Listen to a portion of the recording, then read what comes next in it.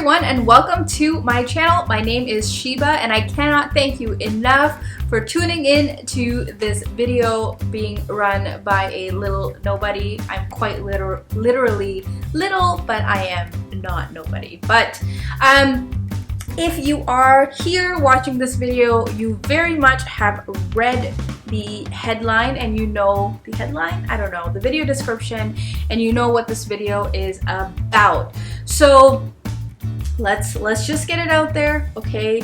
Let's address the elephant in the room.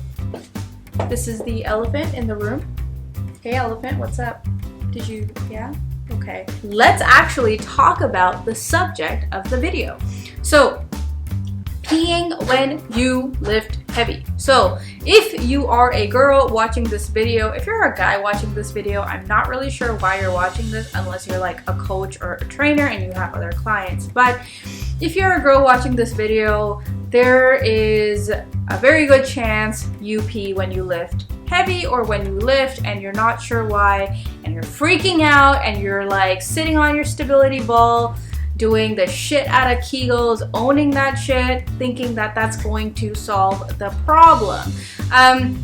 So who am I? What do? I don't know. Here's a brief thing. I am a power lifter, but I'm more of a coach than I am a competitive power lifter, and I am also what you would term as generically a trainer. So being in the situation that I'm in, lifting heavy that I do, I can understand what you women and ladies are going through. So let's just talk about it. Let's just do it. Let's make this not awkward. And it shouldn't be awkward, you guys. Like, you should understand that peeing or having a little bit of tinkle dribble come out of your body when you lift heavy is normal. Now, just because it's normal does not mean it should happen.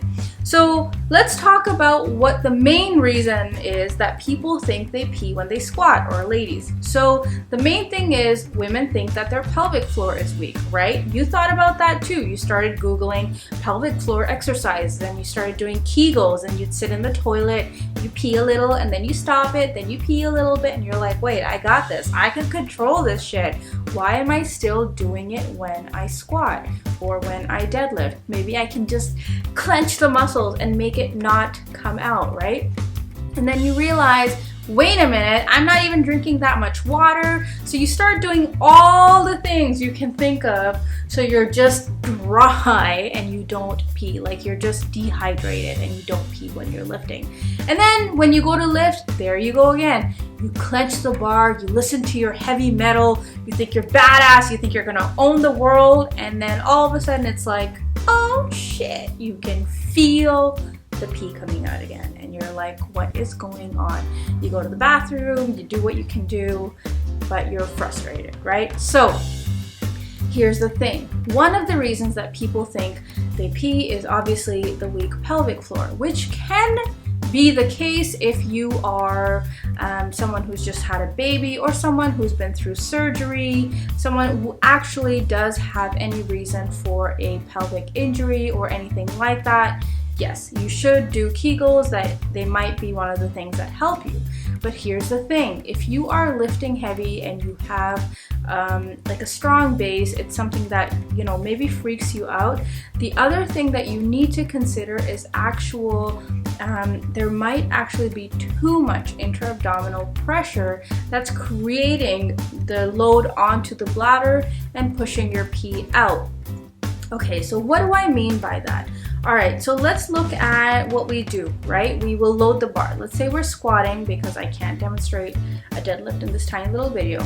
Let's say you're squatting, so you have the bar on your back, you unload it from the rack, you walk back, you're like, and then if you do that chicken coop thing where you go, you know, whatever. I don't know how you breathe. That's none of my business, okay? But all of a sudden you feel like there's just everything is nice and tight. So what happens is, like, the diaphragm is initially like this and the pelvic floor is like this. And then what we do is we create that pressure, and then as soon as we go into the base of the squat, this part, the bottom of the pelvic floor, gets pushed down onto the bladder and pushes the pee out. So instead of actually creating tension from the bottom and the top, the goal is to relax the bottom and keep that tension at the top. So what do I mean? Relax the pelvic floor and tighten the diaphragm, or breathe into the diaphragm, expand that rib cage. Don't raise the chest up though, because when you do that, you create an extension on your spine somewhere where it shouldn't be, and then you're loading on the discs. So your spine shouldn't have to kind of extend or flex. Your body should be in that neutral position, right? So you're almost actually dropping your ribs down a little bit to create that neutral spine. You expand your rib cage through the breath, and you put that air into the diaphragm. You protect your spine. You feel that breath through that whole spine, but make sure your pelvic floor is relaxed. Then go into the squat, come back up, and see how you feel. So try that out. I know it sounds a little bit weird, but the goal is to kind of almost let it go. When you have that bar on your back, put all that tension into your diaphragm. And then if you feel your pelvis or anything down there, just go and get activated, chill, just let it drop, because when you create that pressure, that's what's making you pee. Now, again, I am not a physiotherapist. This is just something I'm very passionate about in terms of understanding the body and rehabilitating the body and making a body strong. But this is something that I went through as well, and the more I read up on it, the more I researched it. I spoke to a physio who's actually specializes in the pelvic floor.